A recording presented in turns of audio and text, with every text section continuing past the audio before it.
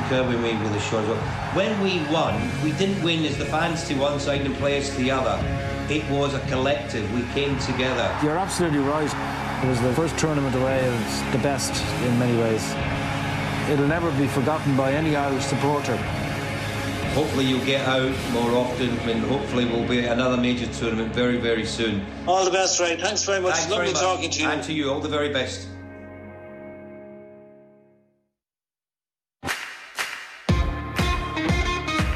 I can see the X up in the corner, and I know if I press that, everything goes off. Join us every weekend for live action from across the country. It's a record again for Fergal O'Brien! As our team brings you the very best of the Irish flat season. We haven't seen him this season yet, but boy has he been worth waiting for! Racing from Gorham Park, today at 7 on RTE2. Hold on, fella. Come on, Billy. You don't have to do this. You're better than them. Easy. For months now, they've all sat here day after day, building me up just to bring me crashing down. Let me be, and I can show you incredible things. Look. Oh,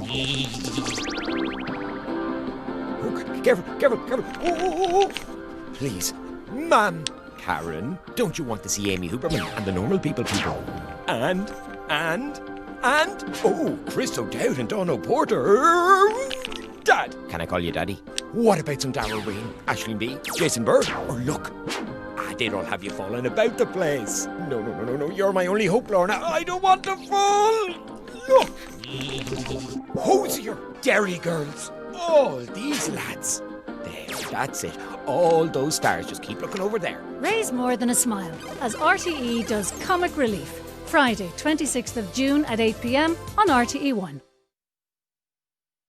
Tomorrow night, Pat Short gives an award-winning performance as a reclusive petrol station attendant in Lenny Abrahamson's garage at 11:40. Now Ray Kennedy has the 1 o'clock news. Good afternoon and welcome to the 1 o'clock news. The headlines this Friday lunchtime. Books of condolence opened at Garda stations around the country for Detective Garda Horkin. It's a terrible thing to happen. Terrible altogether. I feel very sorry for them. They're doing a great job. They're securing our lives in that and protecting us.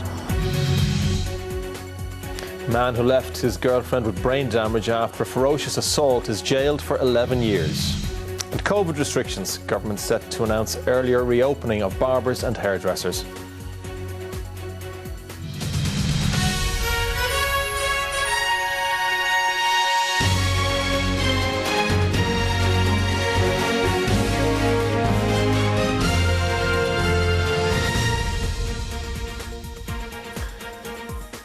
Gardaí investigating the killing of Detective Garda Colm Horkin in County Roscommon are continuing to question a 44-year-old man. Books of condolences have been opened at Garda stations around the country. A post-mortem has been completed and the Garda's remains are expected to be released to his family for burial. The small part-time Garda station in Colm Horkin's hometown, Charlestown, was closed today, but a book of condolences was open outside and people came from Mayo, Roscommon and Sligo to pay their respects. He's one of many fine young men and women from the west of Ireland that have engaged in the profession of police in our country. And unfortunately we take it for granted when we see them, whether it's 3 o'clock in the afternoon or 3 o'clock in the morning. We forget that they're doing a job that's very, very dangerous, can have its own moments where their lives are on the line. And it's probably a wake-up call. He was always there as a kind neighbour and come over and ask us when the snow 3-4 years ago, the bad storm, and brought us all shopping. Yeah, he was very kind. There were similar scenes and sentiments expressed at Garda stations in Dublin, Cork, Cavan and Longford. Very sad. Very sad. Very, very sad for the family, especially his dad. He's been through enough. We know him since he was a young lad. Shock at the murder of the Detective Garda has given way to grief as family, friends, colleagues and loved ones mourn his loss and prepare for his funeral. Colm Horkin was a reader at Mass here at St James's, his local parish church, and is remembered for his kindness and decency. The parish priest knew the family well and has been with them, and Colm's father, Marty. As he said to me, out in the graveyard, and he was just visited the family grave, and like his wife died 19 years ago, and his Colm's twin sister died in 2005. He says, I didn't think Colm would be going down before me, so it's so sad, like, to think that any parent to bury a child, it's really, really sad. But I think that he's going to bury two of them now, as twins. Paul joins us now from Castlereagh. Paul, your report there really emphasising the grief that's felt by communities across Ireland when a Garda is killed. Bring us up to date with what's been happening in the local area there today and how the investigation is progressing. Well, that's true, Ray. We're here in Charlestown, which is Colm Horkin's hometown. It's a very sombre scene here. The Garda station is closed. There's a book of condolence outside, and people have been coming here throughout the morning, paying their respects and signing the book of condolence, as they have all over the country. The books are open in Garda stations all over the country, and the Garda have also set up a virtual book of condolence online that people can sign through the internet if they're not able to make it to a Garda station. We expect there will be a number of developments throughout the day and into tomorrow. The post-mortem has been completed, and we expect that Detective Garda Colm Horkin's remains will be released to his family for his funeral in the next few days. It will be a very different type of state funeral because of the restrictions that are being imposed under COVID-19, but the Garda are working with the family to see what's possible within the restrictions to ensure that everybody is safe, but to also ensure that there is a state funeral. We also know that the man, the 44-year-old local man, he's from Castlereagh, who was known to the Garda and known to Colm Horkin, remains in custody this lunchtime. His period of detention was extended for a further 24 hours at midnight last night. So by midnight tonight, he must be either charged, released, or brought before a court again for a further 24-hour extension. Paul in Charlestown, thank you. A 28-year-old man who left his then-partner brain damaged after he kicked and stamped on her head in an unprovoked attack has been sentenced to 11 years in jail. Lance Dempsey had pleaded guilty to assault causing serious harm to Sonia Lee over 2 years ago. Cavan Circuit Court heard that he left his former partner Sonia Lee with lasting brain damage following the attack on her at the bottom of a stairwell the day before St Patrick's Day in 2018. Sinéad Hussey joins us now from County Cavan this morning. Sinead, can you take us through the background perhaps to this case and also what happened in court today? Yes, today was the sentencing hearing, Ray, and what happened on the 16th of March 2018, Lance Dempsey and his then partner Sonia Lee were on a night out in Cavan town. A row took place in a pub and they were both asked to leave. And Lance Dempsey assaulted his then partner at the bottom of the stairwell, and the assault was captured on CCTV, which was at the top of the stairs. In court we heard evidence of the CCTV, and such was the graphic content of that CCTV, Judge John Elmer asked if it was necessary or if he was required to be exposed to it. During the assault we heard that Sonia Lee was punched and stomped on 17 times in the head, which left her fighting for her life for a number of weeks following the assault and has left her with permanent brain damage. Her sister Aisling Lee visibly upset after today's sentencing. It's been a long time. They've been at numerous court dates up until today, and she spoke to us on the court steps. No prison sentence is ever going to justify what he done to Sonia. He has taken Sonia's quality view of life and ours, but now we can finally move on. This was a very difficult case. The evidence in it was very distressing for many people, and Sonia Lee's family are urging people today who have been the victim of domestic abuse to contact someone, not to be afraid and to speak out. Sinead Hussey in County Cavan, thank you. An investigation is underway into the deaths of a man in his 50s and his teenage son whose bodies were recovered from a lake in County Donegal yesterday. The two, along with another teenage son, were fishing on Lough Keele near Letterkenny when the alarm was raised. It's believed they were fishing from the shore when the man slipped in and his sons tried to save him. It's understood they were originally from Germany but had been living in the Isle of Man. The second teenage boy is recovering in Letterkenny University Hospital. The Cabinet will meet in the afternoon to discuss recommendations from the National Public Health Emergency Team on Phase 3 of the easing of coronavirus restrictions. It's expected the opening of hairdressers and barbers will now be brought forward to June 29th. One of the services most missed, getting hair dyed, a trim or a new style. Hairdressers and barbers have been closed for around 3 months as part of the COVID-19 restrictions. Under the roadmap for reopening the country, they were due to reopen on July 20th, but the wait looks set to be cut. It's believed the Cabinet will today bring forward the date to Monday week, June 29th, as part of a revised Phase 3, following a recommendation from the National Public Health Emergency Team, which met yesterday to give advice on the redesign of the next phase of the roadmap. The president of the Irish Hairdressers Federation, who operates salons in Waterford and Wexford, says the demand for services is high. We've quite a long waiting list. The last time I looked at it, there was over 1,000 people on it. So we reckon we kind of have about the first 3 weeks we're going to be fully booked between the waiting list and rebooking the appointments that had already been booked in. But after that, we think that should kind of clear the backlog. At a meeting of the Cabinet this afternoon, it is also expected that an earlier than scheduled easing of restrictions will be considered around theatres, cinemas, gyms, contact sports and larger social gatherings. It comes as the number of people in hospital due to COVID-19 continues to fall.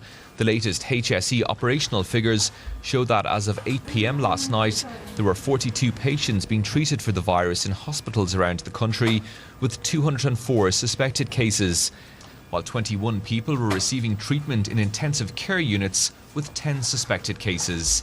Fergal O'Brien, RTE News. Let's have a word now with Mary Regan of our political staff. Mary, my goodness, 1,000-strong waiting list for hairdressers. People will be anxiously awaiting developments today. Take us through what's happening throughout the afternoon and what we're likely to hear.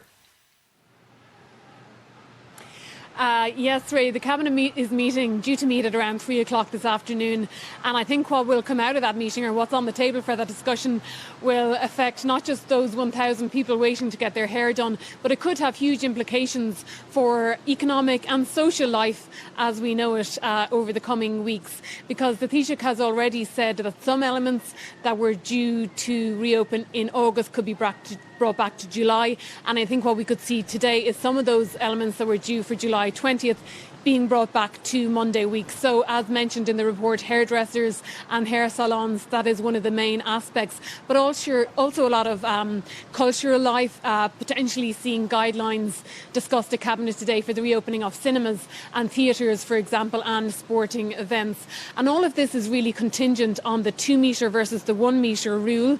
The Taoiseach did say in the Dáil last Thursday that that rule is being examined, because he said while there is risks to reducing from 2 metres to 1 metre, there's also risks involved economically and socially in not doing so. So he did commit last week that this would be examined and that risk would be weighed up, and there would be a better indication before the end of this week. So I think we'll have a fair indication after Cabinet this evening of how some semblance of life as we once knew it will be returning over the coming weeks. OK, very good. No doubt you'll keep us updated throughout the day. Mary, thank you. New York City was the epicentre of the coronavirus outbreak in the US, with more than 21,000 deaths and one of the strictest lockdowns in America. Now restrictions are being eased, but the shutdown has had a devastating impact on many Irish immigrants living in the Big Apple. Irish communities in New York were hit hard by the city's coronavirus lockdown, with many turning to immigration support centres for help to pay the bills. It's a particularly challenging time for undocumented migrants living in the US illegally. It's heartbreaking, especially being undocumented, because there's no way of paying the rent. You can't go to the government, you can't ask for a handout, you can't ask for this, that and the other. We're 3 months into it, 4 months into it, and we're trying to come out the other side of it. Some of the ways that the individuals expressed how dire their need was very, very hard to read. The applications were, I have a family, I have kids, we're trying to pay our rent, we're arguing with the landlord. We did an awful lot to try and help people. On Monday, New York City will move into its next phase of easing coronavirus restrictions. It's being welcomed by businesses, but reopening means taking extra precautions. Normal temperature, pass. All employees will be screened in the morning, all guests will be screened, and then they'll get, when they arrive there's a welcome pack for them, and the welcome pack now, unfortunately for the moment, will be a set of gloves, a mask, sanitised swipes and a liquid gel, and we are doing deep cleaning of the rooms every day. The latest phase of New York City's reopening will see around 300,000 people returning to work, with the resumption of outdoor dining, indoor shopping and the reopening of office buildings. Brian O'Donovan, RTE News, New York. Ireland will seek to receive more of the EU's €750 billion coronavirus recovery fund at a virtual summit of EU leaders that's currently underway. The government has joined a number of other states in pushing for a revision of the mechanism being used to work out how much individual countries will receive by way of loans and grants. Let's talk to our Europe editor, Tony Connelly, now, who's standing by for us in Brussels. Tony, a lot at stake here, clearly. What is Ireland and the other countries up against, and what is there to gain if this revision can go ahead?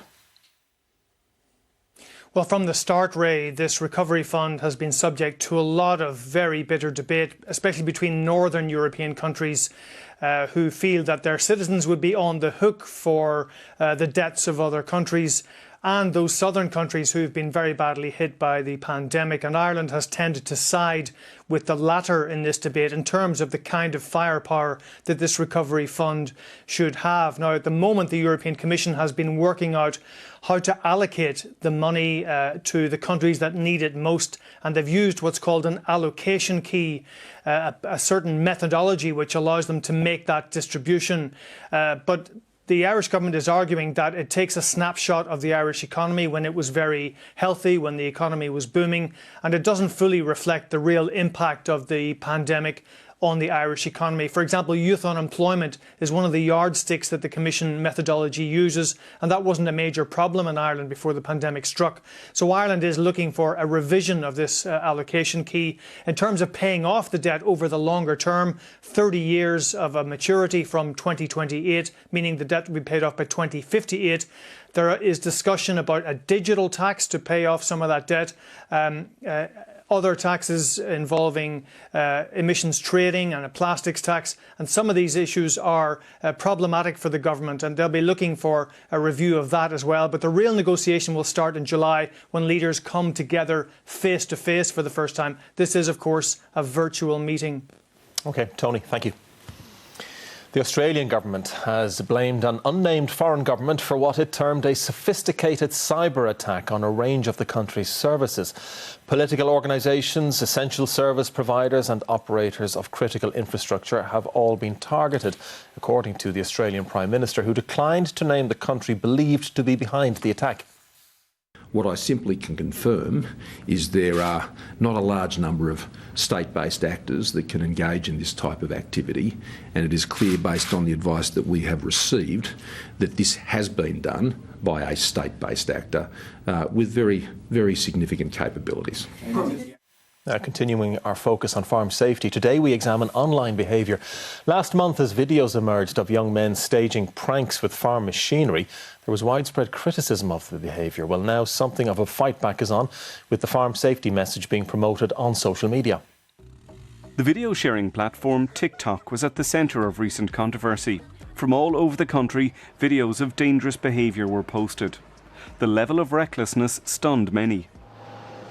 But why are young people so brazenly posting such self-incriminating material?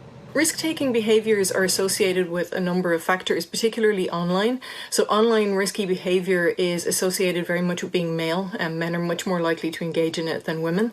It's also associated with impulsivity, which is the tendency to act in a way where you don't consider the consequences. So little consideration of what might happen, any forethought to the outcomes of that risky behaviour. In County Clare, there have been farm injuries and deaths, and Garda are actively involved in supporting the farming community. But when it comes to reckless behaviour, there is zero tolerance.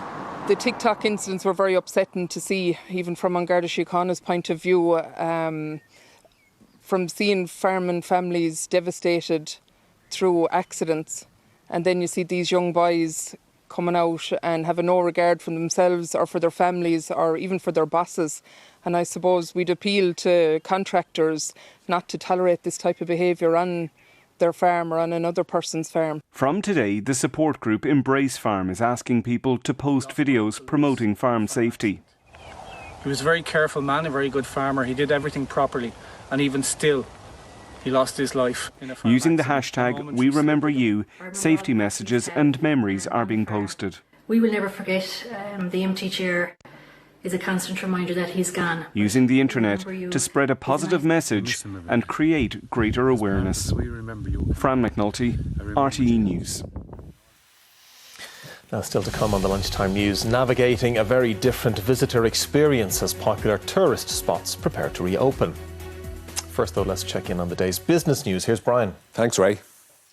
Probably not much of a surprise that we used the internet more during the pandemic restrictions, but new figures from the CSO shed some light on the extent to which we did. In the month of March, over 3/4 of internet users read or downloaded online news. That was up 2 percentage points on the figure for January. We also used social media more and we uploaded more self-created content. And streaming services increased in popularity with 57% watching video on demand. That was up from 55% in January.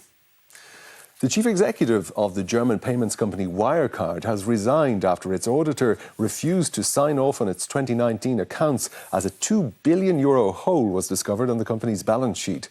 Marcus Braun said the company may have been the victim of fraud.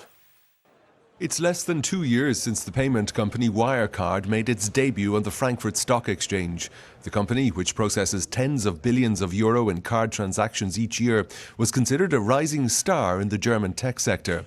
With a market capitalization in excess of €20 billion, the future was bright. I think that the dynamic of growth in the next 10 years will totally outperform what we achieved in the last 10 years. Last night, the company's market cap stood at less than €5 billion after its shares collapsed in value. It followed a warning from its accountants that almost €2 billion was missing from the company's balance sheet. That left Wirecard unable to publish its 2019 results. In a video posted online this morning, Chief Executive Marcus Braun said the company may have been the victim of fraud from what he called an aggrieved party. He later resigned. Wirecard has been a regular target of short sellers who question its financial reporting. The company denies any wrongdoing. British national debt exceeded the size of the economy for the first time in more than 50 years in May. According to the Office for National Statistics, the level of public borrowing surpassed £2 trillion for the first time ever as the government sought to pay for coronavirus mitigation measures. The last time public debt was bigger than the economy was 1963. Meanwhile, UK retail sales rebounded much more strongly than expected last month as the country gradually relaxed its coronavirus lockdown. Official figures showed sales volumes in May jumped by a record 12% after a historic 18% slump in April.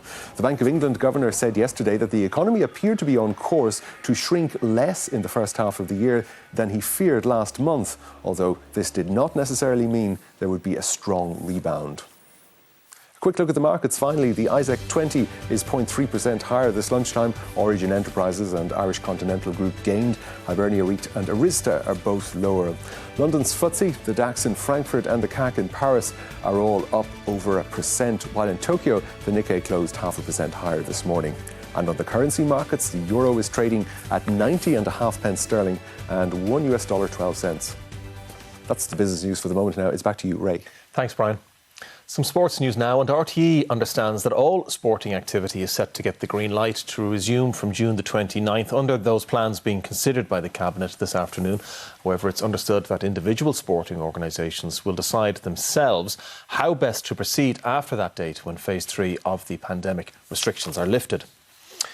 In the English Premier League, Harry Kane will make his return from injury tonight. The Tottenham striker has been out of action since New Year's Day. Jose Mourinho has confirmed that he will start tonight's game against Manchester United. Tottenham go into the game in 8th place in the league, 4 points behind United in 5th. Now, tourist attractions around the country are slowly reopening, but with a much different visitor experience. Measures including a cap on numbers, restricted hours and online-only bookings are expected to result in the sector taking a significant hit this year. At the award-winning Mount Congreve Gardens outside Kilmeaden, they've just reopened for the summer season. And for one designated day every week, those who are and were cocooning have the place to themselves. We've been kind of under lock and key for the last couple of months. Nice to have the freedom of being here today. As with tourist spots and public areas everywhere, the need to prevent the spread of COVID-19 has brought many changes. With 70 acres of gardens and 16 kilometres of walkways, space isn't an issue here. there's something to see on every path all year round. I always say it, I guarantee you'll feel better after you've been to a garden. And for now, daily numbers are capped at 500. When I came in this morning now, it was like as if we were after coming out of something bad and came into something lovely. Kind of emotional. It's just so good to be out and enjoying life again. Numbers are down here by about 50% compared to the same period last year. Understandable given the target market can only come from within a 20-kilometre radius. And while a further easing of government restrictions in the coming weeks will help as we build towards the peak July and August period, this is the reality facing tourism attractions nationwide in 2020. Conor Kane, RTE News, Mount Congreve Gardens in County Waterford. Finally, the popular RTE homeschooling programme Homeschool Hub has aired for the last time today.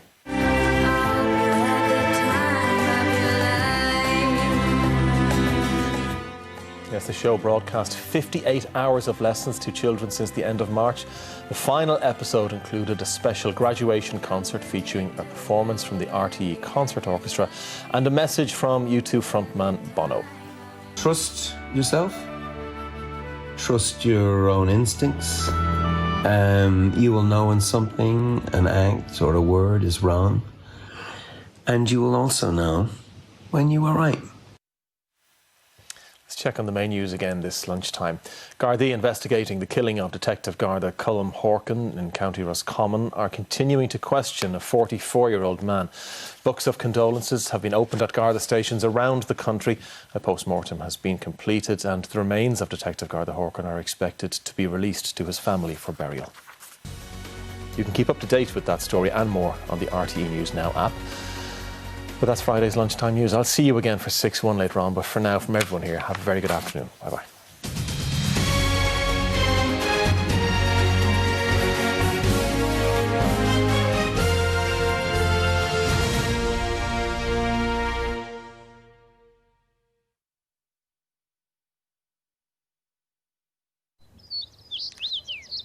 Summer isn't just where the sun shines. It's wherever you open Avonmore Summer Whipped Cream. Hi there and a very good afternoon. Well, we start with news of a yellow rainfall warning which has now been issued for counties Cork, Kerry and Waterford, starting tomorrow morning at 11 a.m. and remaining in place until 11 tomorrow night, with some very heavy rain locally, some local spot flooding possible too, reduced visibility and some hazardous driving conditions, and quite a blustery day in store tomorrow too, so do take care if you're heading out and about across the south of the country. Be sure to keep in touch with the forecast here on RTE Television and also on rte.ie/weather. Now, looking at the isobar chart, we can see the rain clearing away to the northeast of the country, but some more low pressure following on behind in the Atlantic, and as we move into the weekend that will bring quite wet and windy weather to us tomorrow before clearing to more showery conditions as we head towards Sunday. Back to this afternoon and a mixture of a few brighter breaks and some scattered showers extending from the southwest, some clear spells too across parts of the west and the south, and some lingering rain and drizzle across the east coast. As we head towards this evening, those showers dying out with some bright and sunny spells beginning to emerge in the run up to sunset, particularly in the west of the country. Temperatures ranging 15 to 19 degrees and those values dropping back to between 5 and 10 degrees overnight, the coolest temperatures across parts of the Midlands. And quite a dry and clear night developing too after the rain pushes away to the northeast, but we will see cloud beginning to develop once again in the southwest as we move through the small hours. Heading for breakfast time on Saturday, we'll see a bright and sunny start across parts of the north and the east of the country. Further west though and to the south, a cloudier picture, and that rain beginning to push in off the Atlantic, becoming quite widespread and heavy across the south of the country in particular through tomorrow afternoon, with some thick cloud as well as that yellow rainfall warning begins to kick in, and quite a blustery day in store too, with those southeasterly winds feeling quite strong and turning gale force along Atlantic coastal counties. Temperatures though ranging between 15 and 19 degrees during the day on Saturday. As we head for Sunday, a mixed day with some passing clouds, some sunny spells and scattered showers, some of these showers heavy once again. Temperatures ranging between 15 and 19 degrees, and quite a wet and windy start to the new week with some rain and drizzle on Monday, some blustery conditions too, and temperatures ranging once again between 15 and 19 degrees. Don't forget, we would love to see your pictures if you're heading out for a walk out in the back garden with the kids or just looking out the window. Use the hashtag RTEweather and send them in on any one of our social media channels. That's all from me. Stay safe and have a nice weekend.